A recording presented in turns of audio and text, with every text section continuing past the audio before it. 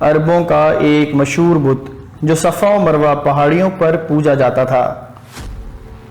یہ وہ بت تھے جسے لوگوں نے اپنے ہاتھوں سے نہیں تراشا تھا، بلکہ یہ جیتے جاگتے حقیقی انسان تھے۔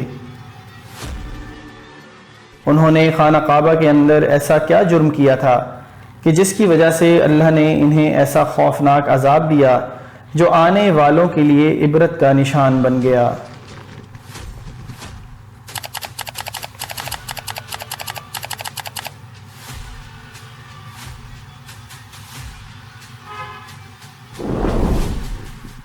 جب سے خانہ کعبہ تعمیر ہوا تب سے لے کر اب تک جس نے بھی بیت اللہ کی بے حرمتی کی یا بے حرمتی کرنے کی کوشش کی تو اللہ نے ان کا وہ حشر کیا کہ رہتی دنیا تک عبرت کا نشان بن کر رہ گئے، پھر چاہے وہ دنیا کا طاقتور بادشاہ ابرہہ اور اس کے ہاتھیوں کا لشکر ہی کیوں نہ ہو۔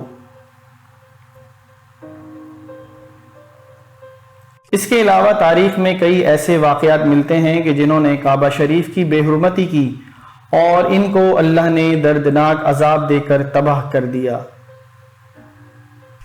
اس کی ایک مثال اساف و نائلہ ہیں۔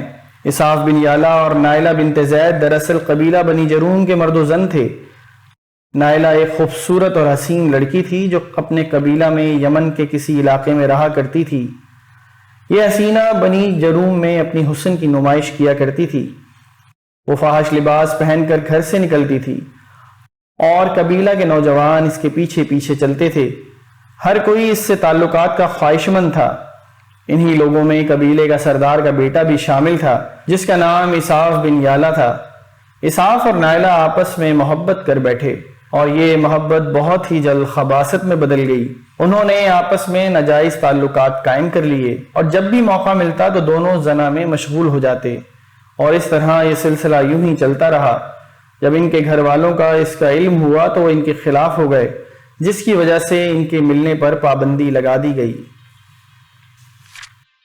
ایک دفعہ کا واقعہ ہے کہ بنی جرون کا ایک قافلہ حج کرنے کے لیے مکہ کے لیے روانہ ہوا تو یہ دونوں بھی اس قافلے کے ساتھ حج کے لیے چل دیے۔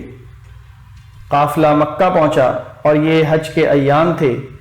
انہی دنوں کا واقعہ ہے کہ ایک روز کعبہ میں لوگوں کی تعداد بہت ہی کم تھی اور آس پاس کوئی بھی موجود نہ تھا، لہٰذا شیطان نے ان کے دلوں میں وسوسہ ڈالنا شروع کر دیا۔ وہ دونوں خانہ کعبہ میں داخل ہو گئے اور اس تنہائی کے عالم میں زنا کرنے لگے۔ ان کے اس خباثت اور کعبہ کی بے حرمتی پر زمین اور آسمان کانپ اٹھا۔ سمندر کی موجیں جوش مارنے لگیں اور اللہ کی طرف سے عذاب نازل ہو گیا۔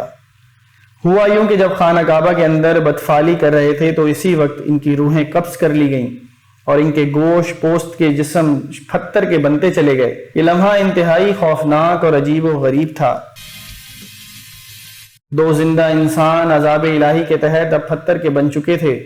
کچھ دیر بعد بنی جرون کے لوگ کعبہ کے قریب آئے اور بیت اللہ کے دروازے کو کھولا تو دونوں بدبخت برہنہ حالت میں پتھر بنے کھڑے تھے۔ وہ یہ سمجھ گئے کہ یہ خبیث اللہ کے مقدس گھر میں کس جرم کا ارتکاب کر رہے تھے۔ لوگوں نے دونوں کے مجسموں کو اٹھایا اور باہر لا کر زمین میں گاڑ کر انہیں کھڑا کر دیا تاکہ لوگوں کے لیے عبرت کا نشان بنا رہے۔ کچھ دن گزرنے کے بعد مکہ کے لوگوں نے اساف کے بت کو اٹھا کر کوہ صفا کے مقام پر رکھ دیا اور نائلہ کے بت کو اٹھا کر کوہ مروہ کے مقام پر رکھ دیا گیا۔ صفا و مروہ دراصل دو پہاڑیاں ہیں جو حرم کعبہ کے بالکل قریب ہیں۔ انہیں دو پہاڑیوں پر چڑھ کر چکر لگا کر بی بی ہاجرہ علیہ السلام نے اس وقت پانی کی تلاش کی تھی جب حضرت اسماعیل علیہ السلام شیر خوار بچے تھے اور پیاس کی شدت سے بے قرار ہو گئے تھے۔ اسی لیے زمانہ قدیم سے ہی یہ دونوں پہاڑیاں بہت مقدس مانی جاتی ہیں اور حاجی ان پر چڑھ کر بڑے احترام اور جذبہ عقیدت کے ساتھ طواف کیا کرتے تھے۔ جب اساف اور نائلہ کے بت کو صفا و مروہ پر رکھا گیا تو ان کی سزا یہ تجویز کی گئی کہ جو بھی شخص صفا و مروہ پر جائے وہ ان دونوں بتوں کو ایک ایک جوتا مارے۔ ایک دو نسلوں تک تو یہ عمل جاری رہا، پھر لوگوں نے انہیں جوتے کے بجائے تھپڑ مارنا شروع کر دیے اور کچھ نسلوں کے بعد لوگ انہیں صرف ہاتھ لگایا کرتے تھے۔ اس طرح وقت گزرنے کے ساتھ لوگوں نے ان سے عبرت حاصل کرنا کم اور تعظیم زیادہ کرنے لگے۔ یہاں تک کہ ایک وقت ایسا آیا کہ عربوں نے جہالیت کی بنیاد پر انہیں محبت کی علامت قرار دینا شروع کر دیا اور قبیلوں میں ان دونوں کے عشق کی داستانوں کو فخر سے بیان کیا جانے لگا۔ آہستہ آہستہ یہ محبت کی دیوی اور دیوتا قرار پائے۔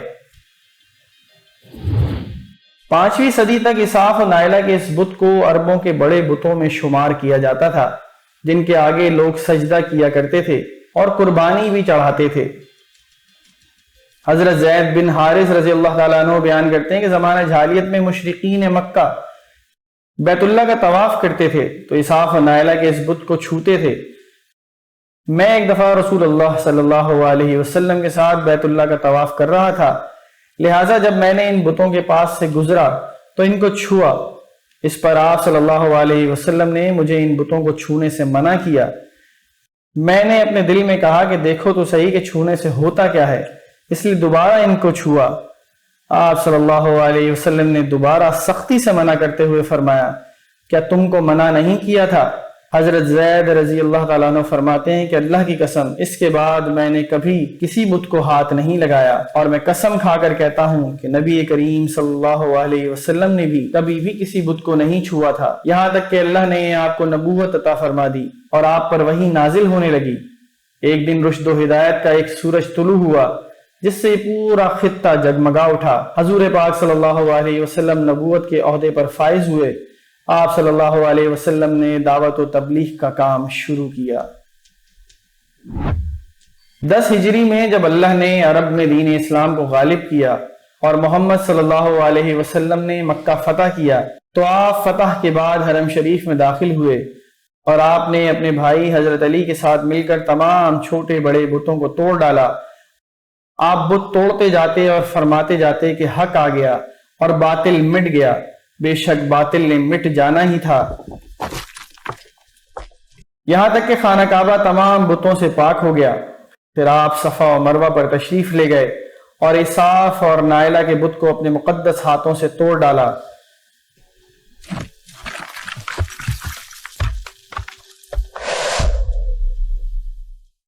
ہم نے دیکھا کہ اساف اور نائلہ کے اس بت کو لوگوں نے بطور عبرت صفا و مروہ پر رکھا تھا، لیکن شیطان نے انہیں ایسا گمراہ کیا کہ وہ ان کی پوجا کرنے لگے۔ صرف یہی نہیں، زنا جیسے بدترین جرم جیسے کعبہ شریف کے اندر کیا گیا تھا، لوگ اس داستان کو فخر کے طور پر بیان کرنے لگے۔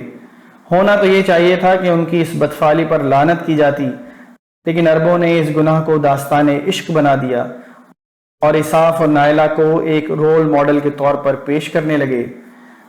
بالکل اسی طرح آج کے اس فتنہ بھرے دور میں یہی کچھ حالات نظر آتے ہیں، جہاں اگر کوئی شخص کسی طرح کا سنگین جرم کرے تو لوگ اسے ہیرو کی طرح بطور نمونہ پیش کرتے ہیں۔ فریڈم، آزادی خیال اور لبرلزم کے نام پر ہر طرح کی خباثت اور برائی کو خوبصورت انداز میں پیش کر کے اس کی بھرپور تائید کی جاتی ہے۔